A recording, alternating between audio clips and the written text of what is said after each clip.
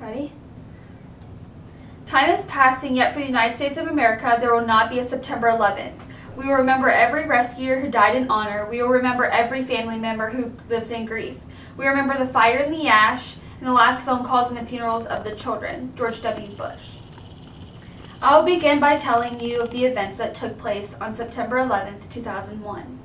According to the author of Life magazine, One Nation Remembering 9/11, 4 planes were hijacked and aimed for different targets. The first flight is American Airlines Flight 11, intended from Boston, Massachusetts to Los Angeles, California. It carried 87 passengers, including the hijackers, bearing 20,000 gallons of jet fuel. It crashes into the North Tower of the World Trade Center in New York City, killing all passengers aboard. Here's a picture of what New York saw that day. United Airlines Flight 175, intended flight from Boston, Massachusetts to Los Angeles, California, carrying 60 passengers, including the hijackers. Approximately 18 minutes later, the Flight 175 crashed into the 60th floor of the South Tower of the World Trade Center in New York, killing all passengers aboard. American Airlines 77, intended flight from Jules, Virginia to Los Angeles, California, carrying 64 passengers, including the hijackers, crashed into the west side of the Pentagon military headquarters. The jet fuel caused a devastating inferno and led to a structural collapse of the concrete building. The last flight was United Flight 93, intended from Newark, New Jersey to San Francisco, carrying 45 passengers, including the hijackers, and it crashes into a field in Shanksville, Pennsylvania. The passengers were informed that the other flights, knowing that they had been hijacked, and decided to take matters into their own hands. 3 people tried to stop the hijackers, and the plane flipped upside down, causing the plane to crash into the field.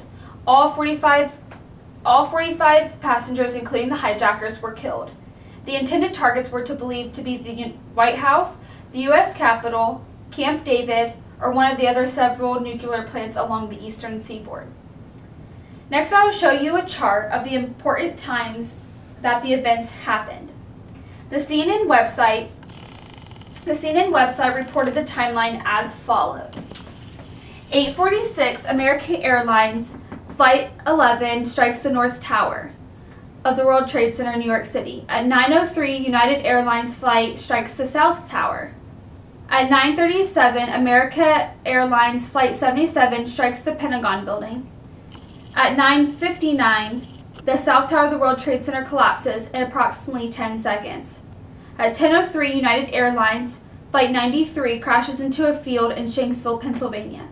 At 10:28, the North Tower collapses. At 2:30 p.m., the FAA announces that there will be no air traffic into or out of the United States for 24 hours. Finally, at 8:30, President Bush is back at the White House and addresses the nation. He says these acts shattered steel, but they cannot dent the steel of America's resolve.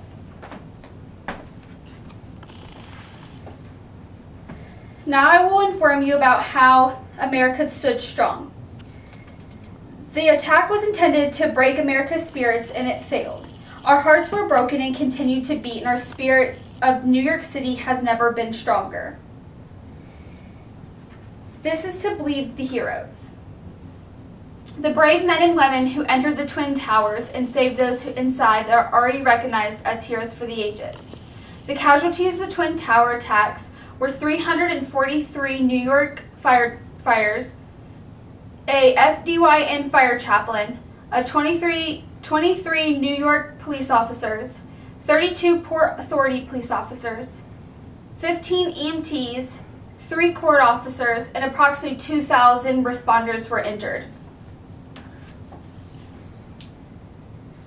According to the history website, the following is how America reacted. Around the country, Americans began to remember the victims and demonstrate their patriotism. Some flew the flag on their porches, others on their car antennas, and others wore them on their t-shirts. Sport teams postponed games, celebrities organized benefit concerts and performances. People attended last-minute candlelight vigils and participated in moments of silence. President Bush was able to win board mandate to act in the nation's defense.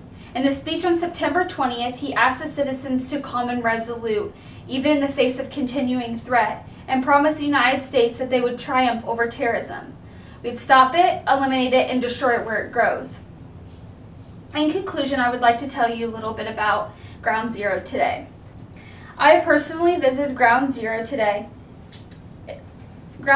in 2012. This memorial is a time to reflect about the lives that caused a lot of destruction. The site honors each lost soul in great honor. It is located in a field of trees that is interrupted in two large voids containing recessed pools. The pools are set within the footprints of the Twin Towers. They are open voids to reminder of the absence of the towers. Surrounded the pools are the names of the ones who had lost their lives on that horrific day. These that lost loved ones on this day would be very proud of the memorial that was built to represent the day of sadness in the United States of America. According to the author of Life magazine, One Nation Remember 9/11, Mayor Giuliani states, "We have an obligation to honor the memory of all those who perished on 9/11 attacks, and we do everything to eradicate terrorism. We need to remain united as individuals, as Americans, and as a country committed to our life in a civilized world against the tyranny of terrorism. Our nation is strong and united, and now more than ever, we are the land of the free and the home of the brave." Thank you.